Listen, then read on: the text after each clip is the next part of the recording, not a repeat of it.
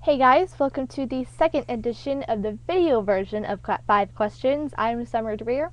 This weekend, all 3 series are heading to Indianapolis, with the Cup Series racing at the storied Brickyard and the Little Leagues Truckin' Nationwide racing for the final time at Lucas Oil Raceway.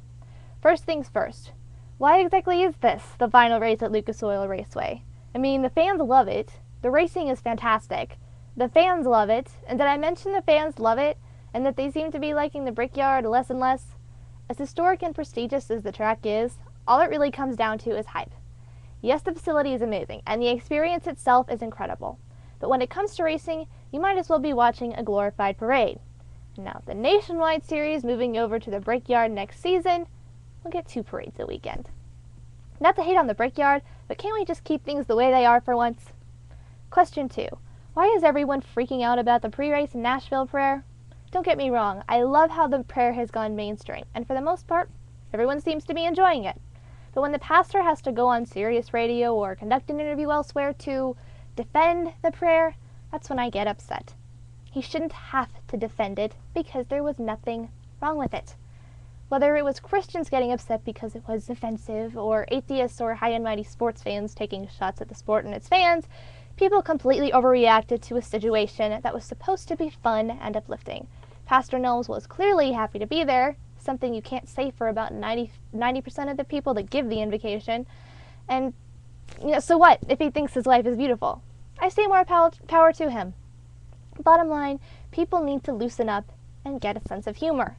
Heck, even Jesus turned water into wine. If more people prayed like that, the world would be a better place. Question 3. Is Kenny Francis really the best choice for Kasey Kahne?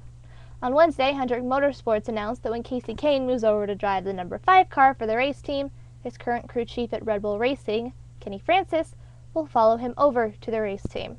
While reception from Kahne's fans has been mixed at best, the fact that Kahne would have been stuck with Lance McGrew if the change had not been made tells me it was the right call. Let's face it, McGrew hasn't done much for the drivers he's been with, and Mark Martin has struggled mightily this season with McGrew holding the reins. Although Francis and Kahne haven't had much success recently, who can blame them? Red Bull Racing has never been consistently strong in their nearly 5 seasons of existence, and Kahne was just biding his time anyway until he moved over to the number 5. Now we'll see what Francis and Kahne can really do. Question 4. What exactly is Indianapolis Motor Speedway trying to accomplish with the autograph session?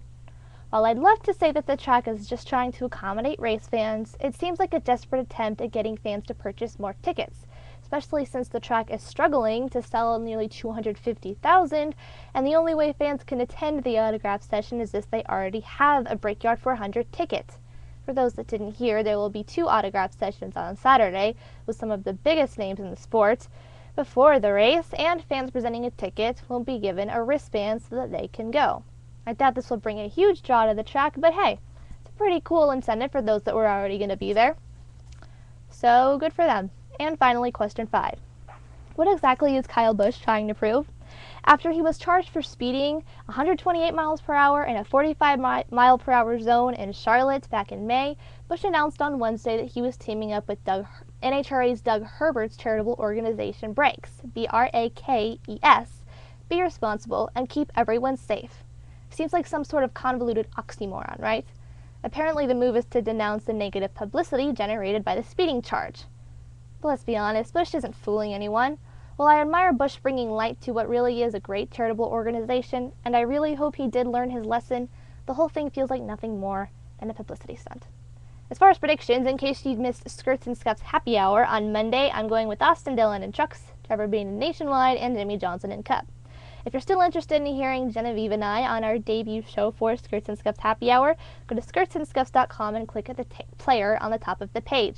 Also, if you'd like to see Skirts and Scuff's track coverage continue, please consider giving a small donation at gofundme.com/skirtsandscuffs. Thanks so much for watching, everyone. As always, I'm Summer Dreyer here with 5 Questions. I'm out next week. I'll be at a family reunion, but keep an eye out for the next edition of 5 Questions here on Skirts and Scuffs.